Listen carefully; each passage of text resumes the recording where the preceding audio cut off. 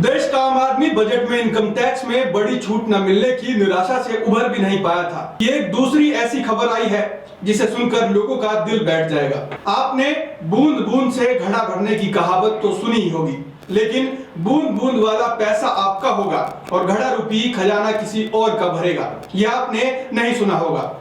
लेकिन ये हो रहा है। सरकार तो भर भर के टैक्स वसूल ही रही है और आपके अपने दैनिक खर्च हैं सो अलग। उधर आपका जो बचा हुआ पैसा है थोड़ा बहुत, उसे भी निचोड़ने के लिए देश के बड़े बड़े बैंकों ने अजीब सिस्टम बना रखा है। आप यह तो जानते ही होंगे कि बैंक में एक नियम होता है मिनिमम बैलेंस का, जिसमें आपको अगर बैंक अकाउंट खोलना है और उस बैंक अकाउंट को चालू रखना है तो एक मिनिमम बैलेंस मेंटेन करना होता है। शायद आप में से कुछ लोग इस नियम के बारे में नहीं जानते होंगे, लेकिन इसी मिनिमम बैलेंस के नाम पर मुनाफे में चल रहे बैंक कैसे आपकी थोड़ी सी बची हुई कमाई से भी और मुनाफा कमा रहे हैं, जिसे सुनकर आप सदमे में चले जाएंगे। आपको यह सुनकर बड़ा तगड़ा झटका लगेगा कि देश की 12 सरकारी बैंकों ने मिनिमम बैलेंस मेंटेन न करने के नाम पर पेनल्टी लगाकर करीब 8500 करोड़ रुपए वसूले हैं। जी हाँ, 8500 करोड़ रुपए।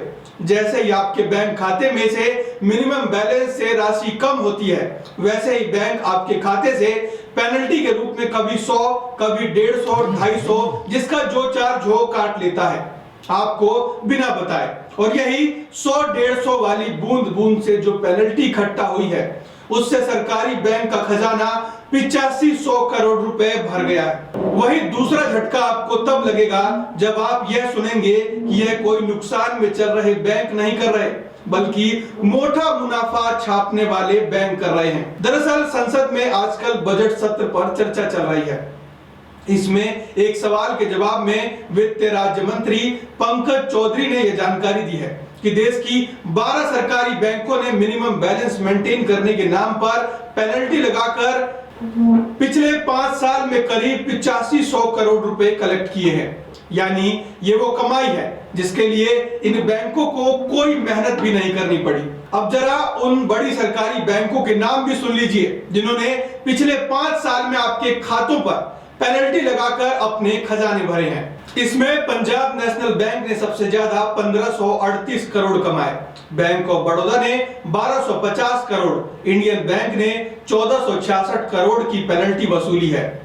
कैनरा बैंक ने 1158 करोड़, बैंक ऑफ इंडिया ने 827 करोड़ कमाए मिनिमम बैलेंस पर पेनल्टी लगाकर। इसके अलावा एसबीआई यानी कि स्टेट बैंक ऑफ इंडिया ने 2019-20 में करीब 640 करोड़ कमाए थे, क्योंकि इसके बाद एसबीआई ने मिनिमम बैलेंस पर पेनल्टी लगाना बंद कर दिया था। अब आप सोचिए कि अगर देश की सबसे बड़ी सरकारी बैंक एसबीआई ने पेनल्टी बंद न की होती तो यह आंकड़ा कहां जाकर रुकता।